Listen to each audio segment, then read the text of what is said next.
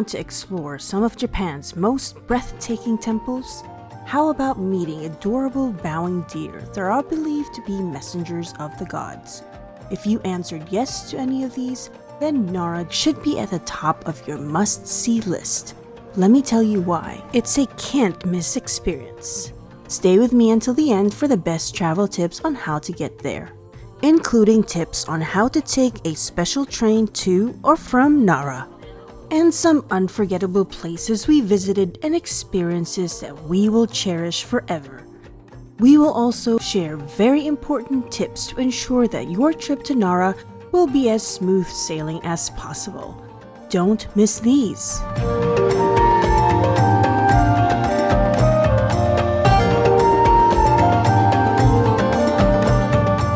Nara is in the Kansai region of Japan, located around 28 kilometers east of Osaka and 35 kilometers south of Kyoto. It was Japan's first permanent capital from 710 to 784 during the Nara period. It's famous for its rich history, beautiful temples, and deer roaming freely in Nara Park. It's definitely one of the most beautiful places in Japan.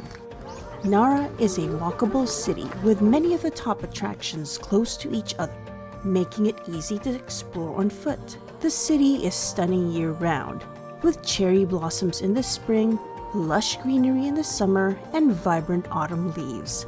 Winter can be quiet and peaceful, offering a serene experience with fewer crowds. We started our day super early and boarded the train for Nara City Station. As soon as we got to Nara, we fueled up at the Starbucks by Kofukuji Temple. By the way, the food in Starbucks Japan is something you definitely must try. It's delicious.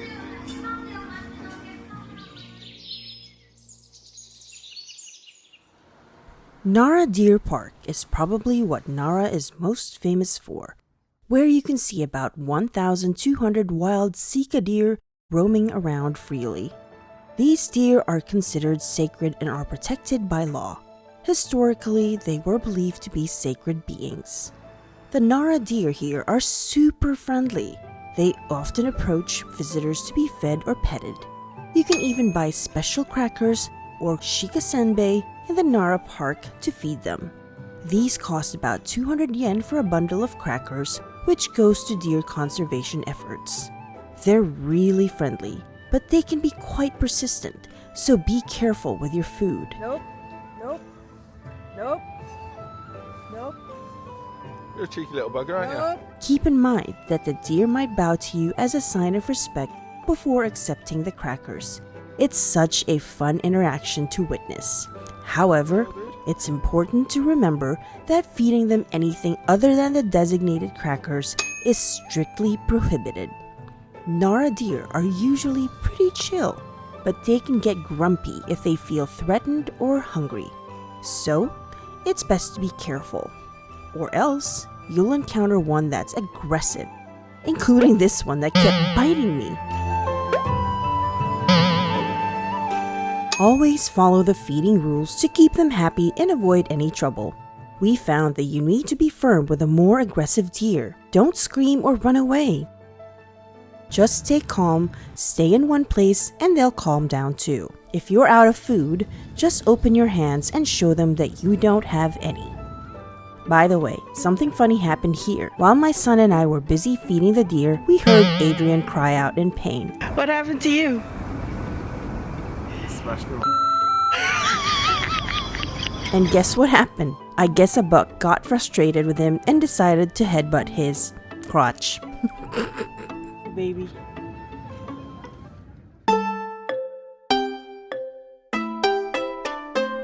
We've got a tip for you.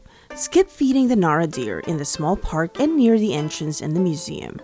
These ones were quite aggressive, probably because that's where most tourists were feeding them. If you want a more peaceful experience, head beyond the big shrine. Tour buses usually gather near the entrance, so it can get pretty crowded. But the further you go into the park, the fewer people you'll see. And guess what? The deer will be much friendlier too. They're less stressed out and more relaxed, so they'll approach you more easily. However, Here is a little PSA we'd like to share. When visiting the Deer Park, always keep in mind that you are the visitor and that you shouldn't act with aggression towards the deer. Treat them with respect and be kind to them. Unfortunately, when we were there, we saw some tourists hitting them, either with their hands or with a stroller that they were pushing.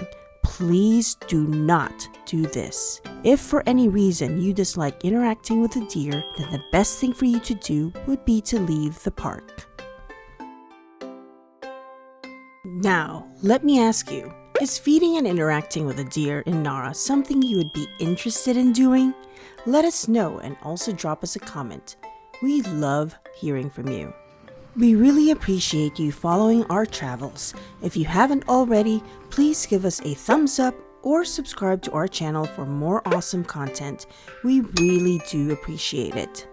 From the park, we headed to my favorite part of Nara, the Kasuga Taisha Shrine, which is a Shinto shrine famous for its thousands of stone and bronze lanterns. Established in the 8th century, it is dedicated to the deity Fujinomiya, who is associated with the protection of the city and its people. Kasuga Taisha is a UNESCO World Heritage Site and is an integral part of Nara's cultural and religious heritage. The walk around Kasuga Taisha Shrine was one of my favorite things to do. It was serene and so beautiful, and the deer were gentle, respectful, and calm. If it weren't for the fact that we had such a limited amount of time in Nara, I'd spend hours just exploring this area. The Kasuga Taisha Shrine was founded in 1768 by the Hioi clan, and it has been a place of worship for over 1,200 years. The shrine is closely connected to the Fujiwara family, one of the most powerful aristocratic families in Japan's history. For many centuries, the Fujiwara clan was involved in its administration. The shrine is famous for its stone and bronze lanterns, which are lit twice a year during the Kasuga Taisha Lantern Festival in February and August. There are over 3,000 lanterns surrounding the shrine. Opening hours for the shrine are typically between 6 a.m. to 5 p.m. depending on the season.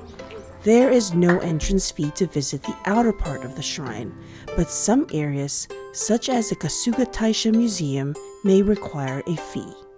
Kasuga Taisha Shrine offers a peaceful and deeply spiritual experience.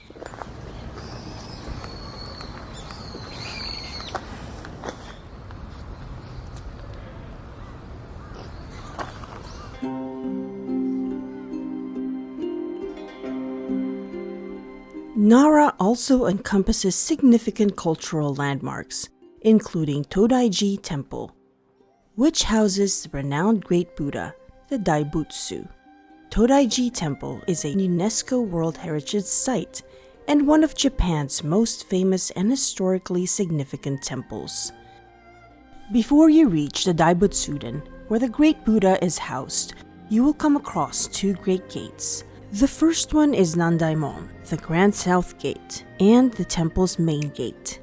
The Great South Gate is the largest temple entrance in Japan. The entire structure rises 25.46 meters above the stone plinth on which it rests. The two muscular guardians in the Great South Gate, commonly known as Nio or Two Kings of Todai-ji, are monumental works said to have been sculpted in just 69 days. Both statues measure just over 8.4 meters in height.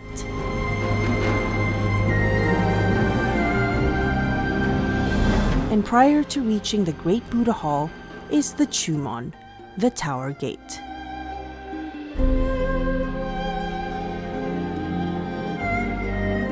The Great Buddha Hall houses the Daibutsu, a massive bronze statue of Buddha that stands at 15 meters tall. Todai-ji, founded in 752 during the Nara period by Emperor Shomu, was a key player in spreading Buddhism across Japan. Back then, it was a top temple in the country, representing the huge impact Buddhism had on Japan's early days. The Daibutsu is not only an architectural marvel, but also historically significant. The current structure, rebuilt in 1709, is 2/3 of its original size, yet it still stands as the largest wooden building globally. In the temple is a square hole in the base of one of the great wooden pillars, called Buddha's nostril.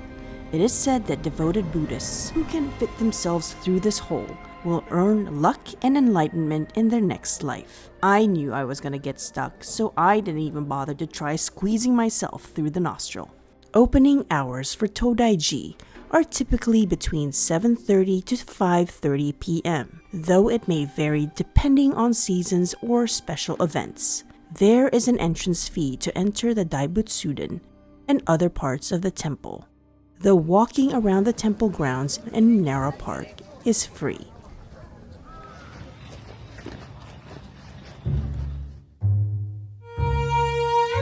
Kofukuji Temple is another UNESCO World Heritage Site.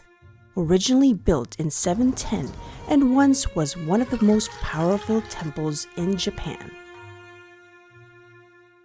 The 5-story pagoda is a standout feature and is the second tallest wooden pagoda in Japan. Unfortunately for us, the pagoda was under maintenance when we were there.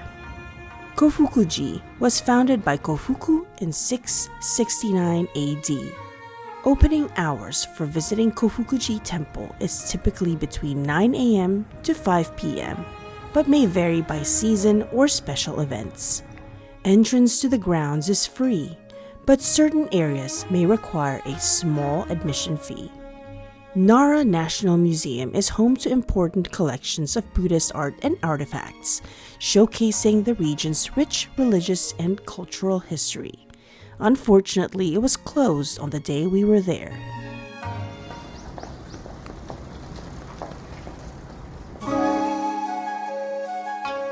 Another area that you shouldn't miss is Naramachi. Naramachi is a historic district located in Nara, known for its charming blend of traditional architecture and rich cultural heritage. Once the merchant district of the city, it features narrow, winding streets lined with well-preserved machiya, or traditional wooden townhouses, many of which have been converted into boutiques, cafes, and museums. And on our way back to the train station, we came across two of Nara's shopping areas: Higashimuki Shopping Arcade, which extends east from Kintetsu Nara Station, and Sanjo-dori Street.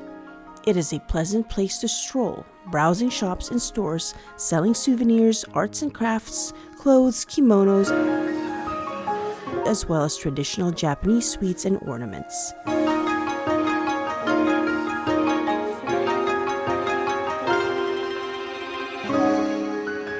Higashimuki is also home to Nakatanidou, one of the most popular mochi shops.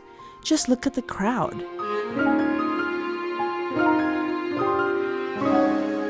And I can understand why. Their mochi is delicious.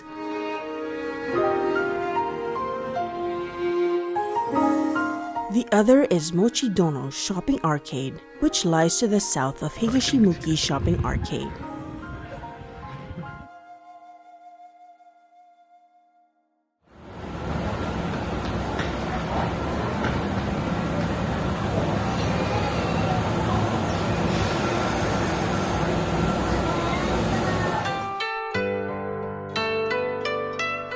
Taking the train is the best and easiest way to get to Nara from Osaka or Kyoto.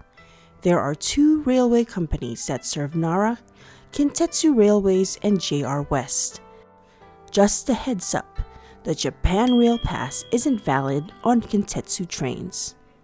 We returned back to Kyoto by the Kintetsu Limited Express train, which was a lot of fun. It felt like getting on the Hogwarts Express in some ways. The journey back to Kyoto takes about 35 minutes and costs about 1,300 yen per person. Where are we going? Hogwarts? Yes. Refreshments, snacks, and souvenirs are also sold on the train. While on the way back to Kyoto, we even passed a temple. I failed to catch the temple's name. If you do know it, please let me know in the comments section. I suggest booking the limited train online via the Kintetsu website.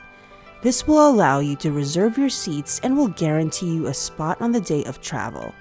But one thing to remember though, is that you still need a basic fare ticket to go with a limited train ticket that you just bought. Just buy this at the station when you get there. And remember, the train machines only take IC cards or cash. Speaking of cash, when visiting Nara, make sure to bring a good amount of Japanese yen with you. Majority of the shops and restaurants prefer to get paid in cash, and the attractions, especially the temples, only accept cash. And if you want to buy senbei for the deer, then you definitely need cash.